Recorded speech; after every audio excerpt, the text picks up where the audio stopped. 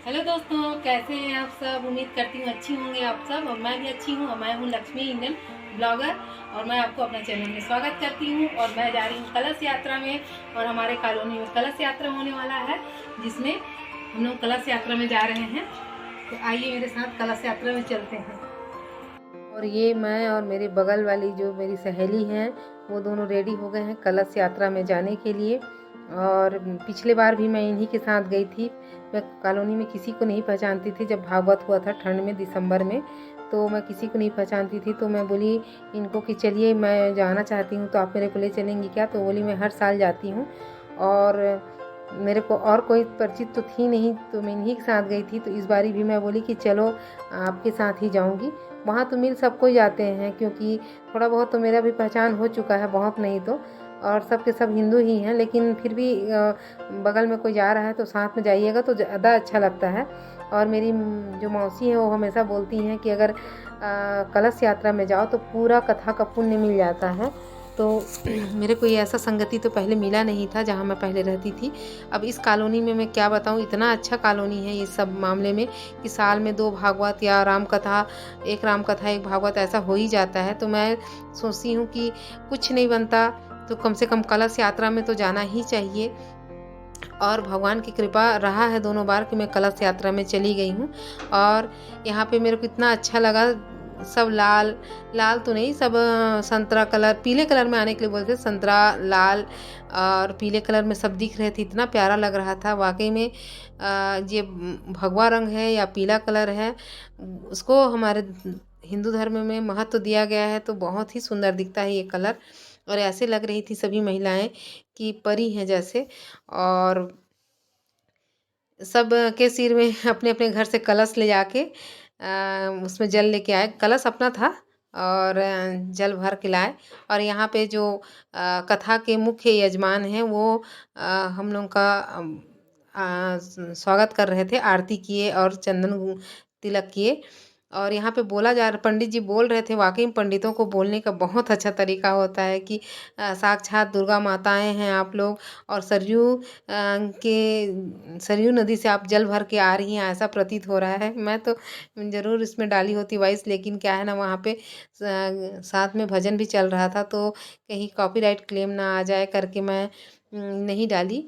और इतना अच्छा लग रहा था। मैं बार बार इस बात को बोलना चाहूँगी, क्योंकि वाकई में घर से निकलने से पहले लगता है कि जाऊँ कि नहीं, जाऊँ कि नहीं, लेकिन वहाँ जाने के बाद तो ऐसा लगता है कि केवल मैं हूँ, हर लेडीज़ों में मैं ही दिख रही हूँ, ऐसे महसूस होता है।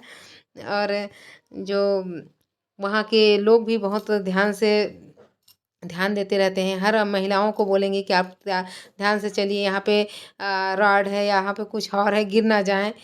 बहुत ध्यान देते भी रहते हैं। और वहाँ जो बुजुर्ग लोग थे, वो भी बहुत खुशी से डांस कर रहे थे। मैं मतलब मैं वर्णन नहीं कर सकती, एक महसूस करी हूँ, तो थोड़ा बहुत मैं आप लोगों को व्यक्त कर दी। और यहाँ पे हम लोगों का जो कलश था, उनको पंडित जी उतार रहे हैं, और बोले नारियल को ले जाना है तो ले जाओ। तो हम लोग बोले कि आज माँ भगवती का प्रथम दिन है नवरात्र का, और श्री राम भगवान का कथा प्रारंभ हो रहा है, तो एक नारियल वहाँ पे तो रखना ही चाहिए। पिछले बार तो नारियल ले लिए थे, लेकिन इस बार आप लोग ले जाना चाहते हो तो ले जाओ। तो मैं बोली नहीं, मैं चढ़ा दूँगी यहाँ पे। और लगभग वहाँ की सभी महिलाएं चढ़ाई वहाँ पे नारियल को। और ये देखिए सबके चेहरे में इतना मुस्कान है कि मैं क्या बताऊँ। और यहाँ घर पहुँच गए। घर पहुँचने के बाद वही है कि इतने दूर तक हमारा कॉलोनी इतना बड़ा है, फिर भी बिल्कुल पैर में ज़रा सा भी जलन नहीं हुआ, और न थकान लगा। लेकिन घर में आते साथ लगने लगा कि चाय पीने के बाद ही आगे का काम किया जाए। और वैसे भी मेरे हस्बैंड आ चुके थे, लगभग 1 डेढ़ घंटा हो गया था। उनको चाय देना था, साथ में मैं भी पी ली चाय। और मेरा व्रत भी था, पानी प्यास भी वहाँ लग रहा था, लेकिन मैं पानी नहीं पी थी। वहाँ का पानी मेरे को अच्छा नहीं लगा। वो पाउच में दे रहे थे, पाउच मेरे को सब छू रहे थे, अच्छा नहीं लगता, पता नहीं हाथ गंदा सा रहता है तो। और मेरे को आदत पड़ गया है थोड़ा 2 घंटे में सिर ढकने का, इसलिए मैं लग रहा है मैं यात्रा में ही हूँ अभी, कलश यात्रा में, इसीलिए मैं अपना सिर ढक रही हूँ।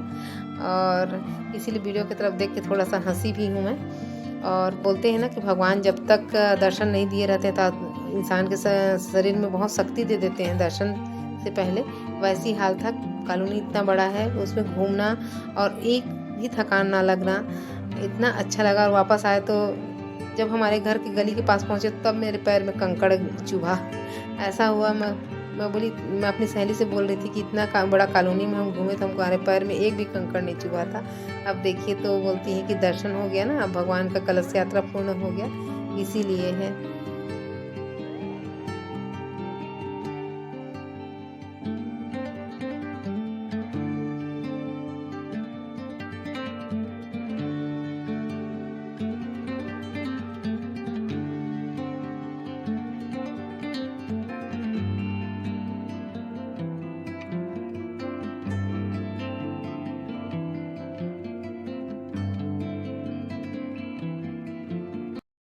वर्ष की बहुत बहुत शुभकामनाएं गाइस। लाइक करना, सब्सक्राइब करना और कमेंट करना। Bye bye. और यहाँ पे चाय देने के बाद, मेरे हस्बैंड को बच्चों को चाय बिस्किट देने के बाद मैं बोली कि मैं भी थोड़ा सुकून से चाय पी लेती हूँ, क्योंकि इतने समय तक थकान नहीं लग रहा था, क्योंकि भगवान का साक्षात कृपा हमारे ऊपर, सभी महिलाओं के ऊपर था। बोलते हैं ना कि दर्शन जब तक नहीं मिला रहता भगवान का, भगवान ही शक्ति देते हैं, और दर्शन मिल जाने के बाद वो शक्ति फिर से ले लेते हैं लगता है। तो थोड़ा सा थकान महसूस उतना तो नहीं हो रहा था, लेकिन फिर भी हो रहा था, शायद मन का ये सब खेल है। और यहाँ पे फिर मैं बोली आज हिंदू नववर्ष है तो कम से कम 6-7 दिया बाहर रख दूँ और संध्या आरती भी कर लूँ। तो बस वही कर रही हूँ यहाँ पे कि संध्या आरती, चाय पीने के बाद संध्या आरती की तैयारी करने लग गई। बिटिया रानी चली गई रंगोली बनाने के लिए, क्योंकि वो 3 बजे से बनाने का प्रयास कर रही थी और हम लोग को 4 बजे कलश यात्रा के लिए जाना था। मैं बोली आधा ही छोड़ के चले जा बेटा, और उसके पापा बोले थे कि आप रंगोली बना देना, आज आंगन में हिंदू नववर्ष है तो आज हम रंगोली होना चाहिए, दीपक वगैरह जलना चाहिए। तो वो रंगोली बनाने में भिड़ी है और मैं संध्या आरती कर रही हूँ। और जो दिया मैं जला के रखी हूँ उसको मैं बाहर दरवाजे के पास रखी, और 2 दिया मैं अपने नए, मतलब अभी जो बन रहा है कंप्लीट हो चुका लगभग, उस घर में भी मैं बोली कि 2 दिया मैं रख देती हूँ। तो बस यही यहाँ पे मैं कर रही हूँ। तो मेरा बेटा थोड़ा मस्ती करने लग गया था, इसको दिखाओ उसको दिखाता हूँ करके। और यहाँ पे थोड़ा अंधेरा आने लगा है। यहाँ पे मेरी बिटिया रानी रंगोली बना रही है, जो थोड़ा दिख रहा है यहाँ पे। ये है श्री राम भगवान बनाई हैं, क्योंकि झंडे में श्री राम भगवान बने हुए थे, तो अपने से जैसे बन सका वैसे वो बहुत ही अच्छा बना लेती है। जिस उम्र में है उसी उम्र के हिसाब से बहुत अच्छा बना लेती है। और यहाँ पे वो बना रही है, आधा बना हुआ है उसका, धनुष बना है। और ये ले गई मैं अपना दिया लेके आके सामने दरवाजे में, जहाँ जिस घर में भी हम लोग वर्तमान में रहते हैं, नए वाले घर सब में मैं दीपक रख दी, क्योंकि आज श्री राम भगवान हमारे कॉलोनी में श्री राम भगवान का कथा चालू हो रहा है हमारे कॉलोनी में। एक अलग और नववर्ष का अलग ही खुशी है। और यदि हम अपने बच्चों को ना बताएं कि हिंदू नववर्ष और कोई कब मनाया जाता है, तो बच्चे और आगे अपनी पीढ़ी को क्या बताएंगे, आने वाला जनरेशन को। तो वही बता रही हूँ। मेरी बिटिया रानी कह रही है कि मम्मा केक कब काटेंगे, तो मैं बोली नहीं बेटा, हम केक नहीं काटते, हम हिंदू हैं और केक न जाने कहाँ विदेशों से आया हुआ है। और हिंदू धर्म में इस दिन उपवास रहा जाता है, पूजा पाठ किया जाता है। तो मेरी बिटिया रानी बोल रही है ऐसा है क्या? मैं बोली हाँ, ऐसे रंगोली बनाया जाता है, दीपक जलाया जाता है, और ऐसे ही कलश यात्रा वगैरह कुछ निकाला जाता है, शोभा यात्रा। तो मेरी बिटिया रानी बोली अच्छा ठीक है, ऐसे ही मनाया जाता है। मैं नहीं जान रही थी मम्मा, हम रात को केक काटेंगे करके सोच रही थी। और आप लोगों को एक और बात बता दूं कि यहाँ पे बता दूं कि हिंदू नववर्ष के दिन नीम पत्ता एक एक हर व्यक्ति को खाना चाहिए। कुछ भी खाने से पहले मेरी मम्मी बोलती थी कि एक आज के दिन नीम पत्ता ज़रूर खाना चाहिए, पूरे साल स्वस्थ रहता है व्यक्ति, ये मान्यता है। तो हम लोग तो आज नीम पत्ता खाए, अगर भविष्य में आप लोग को याद रहेगा तो ये आप लोग ज़रूर एक नीम पत्ता खा लीजिएगा। और यहाँ मेरी बिटिया रानी का रंगोली रेडी हो गया है। जय श्री राम। और मेरा बेटा अपना कर्तव्य दिखा रहा है कि दीदी का आप दिखाए हो रंगोली, तो मेरे को भी दिखाओ आप।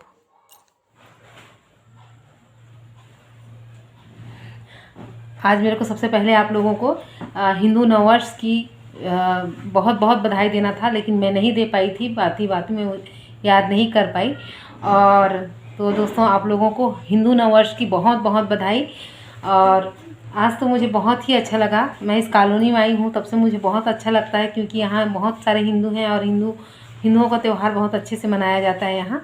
और लगभग यहाँ 2 बार हो चुका भागवत होते, तो उसमें मैं कलश यात्रा में भाग ज़रूर लेती हूँ। और मेरी मौसी हमेशा ही कहती हैं कि कलश यात्रा अगर हो तो कलश यात्रा में जाना ज़रूर जाना चाहिए करके।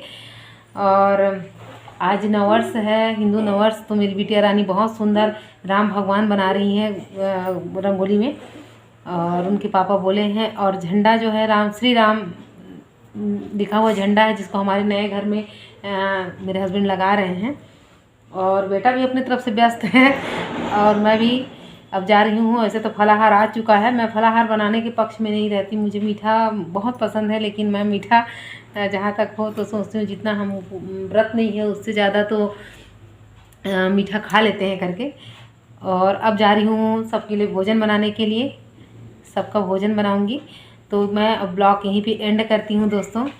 तो प्लीज़ दोस्तों, अगर मेरा बेटा दिखा रहा है कि यहाँ पे चंदन लगवा के आया था, दिख नहीं रहा है शायद। हाँ, और आज इसको बहुत ज़ोर से पेट दर्द हुआ।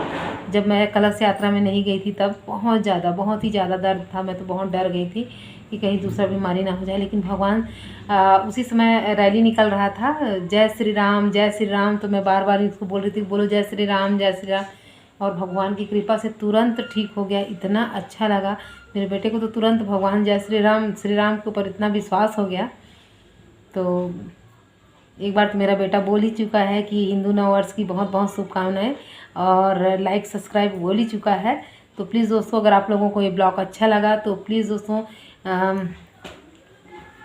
लाइक कीजिएगा मेरे ब्लॉग को, और नए हैं तो सब्सक्राइब करिएगा, और कमेंट ज़रूर किया कीजिए दोस्तों। अभी मैं नई ब्लॉगर हूँ तो मुझे कमेंट्स वगैरह आता है तो अच्छा लगता है, 1-2 कमेंट्स आते हैं तो अच्छा लगता है प्लीज़ दोस्तों। और मैं अगले ब्लॉग तक के लिए आप लोगों से विदा चाहूँगी। Bye bye.